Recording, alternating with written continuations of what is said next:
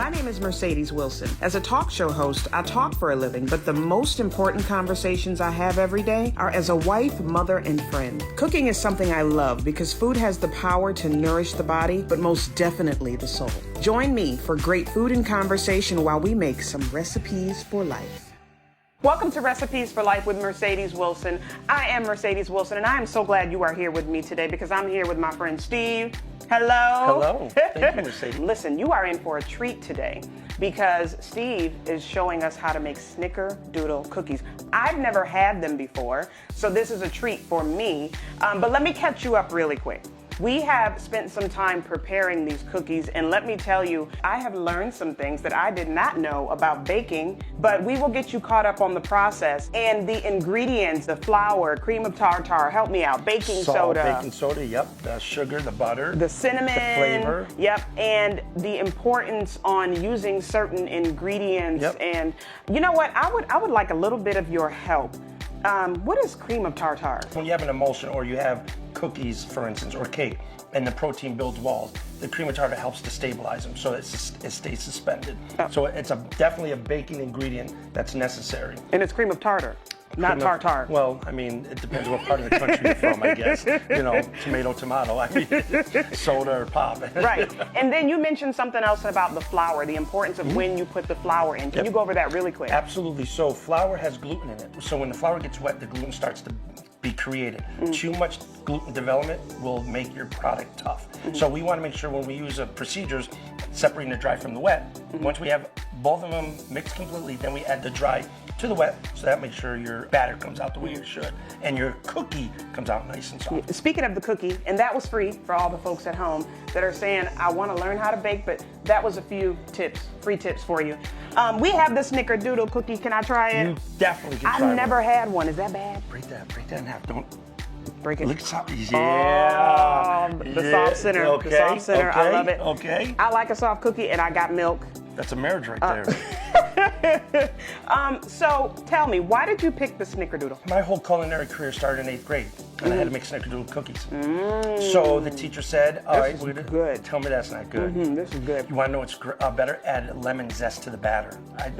So if you add lemon zest, it elevates it even more. But anyway, so the teachers decided we're going to do a colonial dinner, and every 8th grader in the class was going to make a part of the dinner. So she gave me the recipe, which was Snickerdoodle cookies. Never baked, never cooked, never, ever. My mother did all that. Went home, gave her the recipe. She showed me how to scale the recipe, just like I did when we were making it. We did all the mixing, baked it, brought it the next day. Kids loved it. And just seeing everybody's response, it did something to me. I loved it. But, Mercedes, I'll be honest with you, it was actually an opportunity for me to rediscover some things about myself, because my early childhood, there were some deep things going on. The Snickerdoodle cookie itself didn't do anything, but the mental process of me engaging it and going on to making cookies, I made them for 1 full year every single day.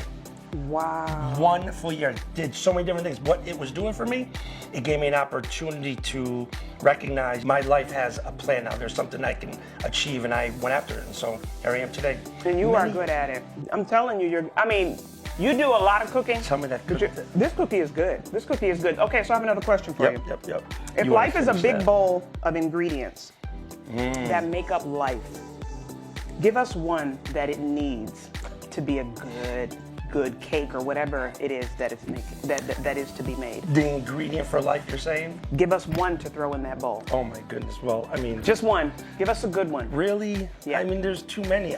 So I mentor a lot, and I talk to kids all the time, and I tell them I use the same philosophy about recipes. As a chef, you remove one ingredient from the recipe, it changes the whole flavor profile. It changes the whole dynamic of the recipe. So you need to make sure that the right ingredients are in the recipe. Now, me personally, my personal life, I always encourage kids. I said, listen, the top ingredient in my life, I have to make sure I put God in it. That's me. That's me. Good. I'm just being honest. That's good. You know, where I come from, that's my number one ingredient. Now, from there, I learned how to add other things: perseverance, love, patience, diligence, and all those ingredients together with God at the top, and a lot of that's the first, and a lot of that ingredient, everything else is secondary. So that's how I feel about my personal life, so good. growing in life. This is one of the reasons why I love doing Recipes for Life. I appreciate you coming. Yeah, absolutely. Thank you, Steve, You're for joining me. welcome. I'm telling you, these Snickerdoodles are so good. So good. They're So soft. until next time, find someone you love, cook something together.